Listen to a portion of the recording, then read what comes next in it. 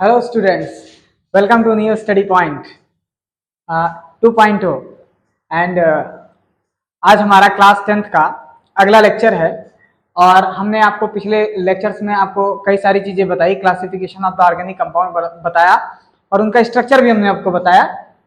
आज हम पढ़ते हैं आपको होमोलॉगस सीरीज, क्योंकि होमोलॉगस सीरीज एक सीरीज है जिसकी वजह से हम ऑर्गेनिक कंपाउंड्स के नेचर के बारे में जो है वो जानकारी रखते हैं। तो चलिए स्टार्ट करते हैं। होमोलॉगस सीरीज, जैसा कि आप लोग जानते हैं कि किसी भी ऑर्गेनिक कंपाउंड में दो चीजें होती हैं। सबसे पहला जो किसी भी कोई भी ऑर्गेनिक कंपाउंड, उसमें आपको दो चीजें होती हैं। एक होता है जिसको बोलते हैं एल्काइल ग्रुप यानी एल्काइल, और उसी के साथ में उसका फंक्शनल ग्रुप जो है वो जुड़ा होता है। कुछ लोग अभी नहीं जान पाए होंगे फंक्शनल ग्रुप। मैं लिखता हूं तो आपको समझ में आएगा फंक्शनल ग्रुप। जिस एग्जांपल के तौर पे मैंने लिखा CH3CH2OH, तो आप देख रहे हैं कि इसमें दो पार्ट है। एक तो ये वाला पार्ट है CH3CH2, और एक अभी तक जो मैंने आपको पिछले लेक्चर में पढ़ाया है तो उसमें हमने आपको बताया था फंक्शनल ग्रुप। तो ये जो OH है वो फंक्शनल ग्रुप है। कौन सा फंक्शनल ग्रुप है? ये आपका हाइड्रोक्सिल जो है वो फंक्शनल ग्रुप है, यानी हाइड्रोक्सिल फंक्शनल ग्रुप आपका है। और ये वाला जो आपके सामने लिया गया है ये अल्केन है। क्या है? अल्केन है। तो आप देखिए कि किसी भी कंपाउंड के अंदर या तो अल्केन होगा और या कोई एरोमेटिक कंपाउंड होगा, यानी कोई एलिफेटिक कंपाउंड होगा या कोई एरोमेटिक कंपाउंड जो होगा उसके अंदर प्रेजेंट होगा, और उसके बाद जो है वो कोई फंक्शनल ग्रुप जो है वो उपस्थित होगा। हमारा बताने का मकसद यहाँ पे इतना है कि ये जो आपके सामने लिखा हुआ है, जिसको हमने लिखा है CH3, फिर हमने लिखा है CH2, फिर लिखा है OH, तो आप देखिए कि ये जो कंपाउंड है इतना, इसे हम बोलेंगे कि ये एक एल्काइल ग्रुप है और या कोई हाइड्रोकार्बन है। आप बोलेंगे कि ये कोई हाइड्रोकार्बन है, और इस हाइड्रोकार्बन की वजह से हाइड्रोकार्बन जो है वो किसी भी कंपाउंड को फिजिकल प्रॉपर्टी प्रोवाइड कराता है। फिजिकल प्रॉपर्टी जो है वो प्रोवाइड कराता है। प्रॉपर्टी, ओके, प्रॉपर्टी जो है वो प्रोवाइड कराएगा।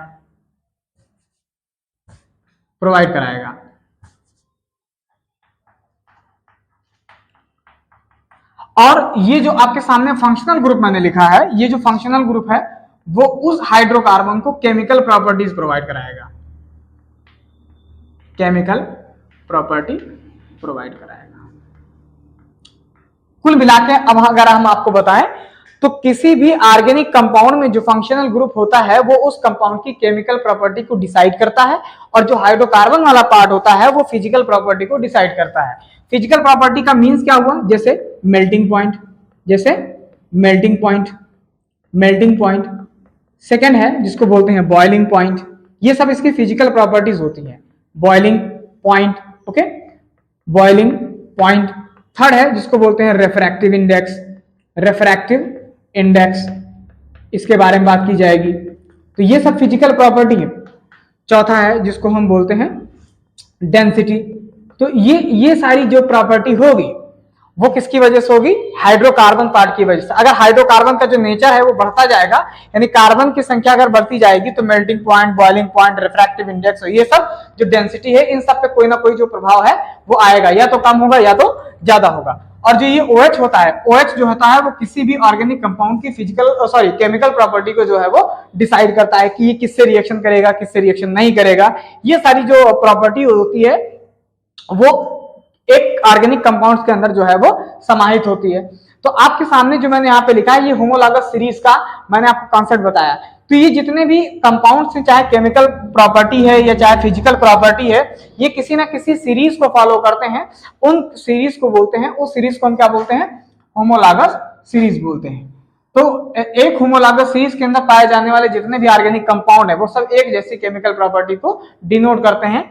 जैसे एग्जाम्पल अगर हम आपको बताएं तो आप देखिए, अगर यहां पे लिख दिया जाए CH3 और फिर यहां जैसे यहां पे मैं लिखूंगा यहां पे CH4, फिर लिख दें आपको CH3, देखिए आप, फिर लिख दें हम CH3, CH2 और CH3। तो आप देखेंगे ये जितने कंपाउंड है सब एक जैसी प्रॉपर्टी को दिखाएंगे। आगे है, अगर हम लिख दें CH3OH, फिर हम लिख दें CH3CH2, फिर लिख दें OH, फिर लिखें CH3CH2, फिर हो जाएगा CH2, फिर ये हो जाएगा OH। तो ये आप देखिए कि सब के आखिरी में OH लगा है, इसका मतलब सारी की जो प्रॉपर्टी होगी, ये सारी प्रॉपर्टी जितने भी कंपाउंड्स यहाँ मैंने लिखे हैं वो सब एक जैसी केमिकल प्रॉपर्टी को शो करेंगे। ऐसे एग्जाम्पल अगर यहाँ पे लिखते हैं HCOOH, फिर लिखे हम CH3COOH, फिर लिखें CH3CH2 और COOH, तो ये सब एक जैसी प्रॉपर्टी को दिखाएंगे। तो ये जो सीरीज को फॉलो किया जा रहा है, इस सीरीज को बोलते हैं होमोलॉगस सीरीज, और जो उसको फॉलो करता है उसको हम क्या बोलते हैं, जिसको फॉलो करता है उसको बोलते हैं होमोलॉग्स। क्या बोलेंगे? होमोलॉग्स बोलते हैं। तो जितने भी ऑर्गेनिक कंपाउंड्स हैं उनको एक सीरीज में रखा जाता है ताकि हमारा जो पढ़ना है वो आसान हो जाए और हम किसी भी ऑर्गेनिक कंपाउंड के बारे में जो है वो तुरंत पता लगा पाए। ओके, अब अगर कुछ हम कैरेक्टरिस्टिक फीचर देखें, यानी अगर हम होमोलॉगस सीरीज का अगर कुछ फीचर्स देखें तो आप देखिए features of homologous series. Homologous series का जो फीचर है वो क्या है, जरा देखें होमोलॉगस सीरीज का जो है वो फीचर क्या है। सबसे पहला जो फीचर ये है कि होमोलॉगस सीरीज के अंदर, पहला होमोलॉगस सीरीज के अंदर आने वाले जितने भी मेंबर होते हैं वो किसी फार्मूला को फॉलो करते हैं। हम आपको बता रहे हैं फार्मूले को फॉलो करते हैं। जैसे एग्जांपल के तौर पे अल्केन है, तो जो अल्केन है वो एक फार्मूला चलता है जिसको बोलते हैं CnH2n+2, जहां पे n जो है वो है नंबर ऑफ कार्बन एटम। ऐसे ही अगर अल्कीन में आप चले आइए, देखिए अभी आपको बहुत ज्यादा कठिन नहीं बता रहे हैं, तो ये देखिए CnH2n, ये फार्मूला अप्लाई करता है। अच्छा, अल्काइन में अगर आप चले आएंगे तो अल्काइन में अगर आप जाएंगे तो ये हो जाएगा CnH2n-2, तो ये फॉलो करते हैं। तो जितने भी अल्काइन के जितने भी मेंबर होंगे वो इस फार्मूले पे सेट बैठेंगे, अल्कीन वाले इस फार्मूले पे सेट बैठेंगे और अल्केन वाले इस फार्मूले को फॉलो करेंगे। ये फार्मूला होता है, तो होमोलॉगस सीरीज का ही फार्मूला है। दूसरी चीज, ईच मेंबर, यानी जितने भी मेंबर हैं, each member have a common difference, जितने भी मेंबर हैं उनके बीच में कॉमन डिफरेंस होगा किसका? CH2 का। किसका होगा? CH2 का। जिस एग्जांपल के तौर पे आप देखिए कि अगर हम लिखते हैं CH4 और उसके बाद हम इसका अगला सीरीज लिखें तो हो जाएगा CH3। तो आप देखिए कि यहाँ पे एक कार्बन, यहाँ पे 2 कार्बन, तो एक कार्बन बचा और यहाँ पे 4 हाइड्रोजन है, यहाँ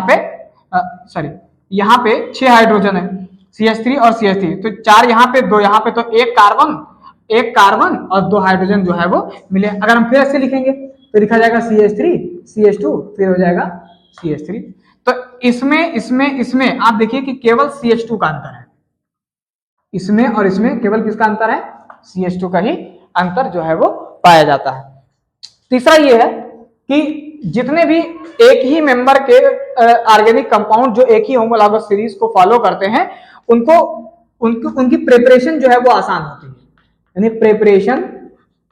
प्रिपरेशन ऑफ ऑर्गेनिक कंपाउंड को प्रिपेयर किया जा सकता है, एक ही मेथड के द्वारा इनको बनाया जा सकता है। जैसे एग्जांपल के देखिए आप, लिखा है RCOONA, ये है sodium salt of fatty acid. अगर इसकी रिएक्शन हम NaOH और कैल्शियम ऑक्साइड के प्रेजेंस में अगर हम करा देते हैं, अगर हम करा दें तो ये NaOH के प्रेजेंस में बन जाएगा अल्केन RH और एक साथ बनेगा साल्ट Na2CO3। अब देखिए, तो ये है sodium salt of fatty acid और ये है सोडियम हाइड्रोक्साइड और ये है कैल्शियम ऑक्साइड। सॉरी, यहाँ पे इसको हम हीट कर देंगे तो हीट करने पे ये क्या बन जाएगा, यहाँ देखिए अल्केन बन जाएगा और ये आपका बन जाएगा सोडियम कार्बोनेट बन जाएगा। तो ये होमोलॉगस सीरीज का जो है ये फीचर होता है। ये हमने बताया कि जो होमोलॉगस सीरीज है वो कुछ नियमों को फॉलो करती है और मतलब इसमें 3 नियम है आपके, पहला ये है, सेकंड ये है और थर्ड ये है। ठीक, यानी एक ही सीरीज को फॉलो करने वाले जितने भी ऑर्गेनिक कंपाउंड होते हैं उनको सेम मेथड से जो है वो लेबोरेटरी के अंदर प्रिपेयर किया जा सकता है। तो ये आपका होमोलॉगस सीरीज था। अब हमारा जो अगला जो लेक्चर होगा वो nomenclature of the organic compounds पे होगा। अब हम ये जो हम लिख रहे हैं इनका हम नामकरण करेंगे और नामकरण जो है वो धीरे धीरे करना सीखेंगे, क्योंकि नामकरण करना बहुत ही जरूरी है, क्योंकि किसी ऑर्गेनिक कंपाउंड को अगर हम ही नहीं पहचानेंगे तो फिर क्या होगा।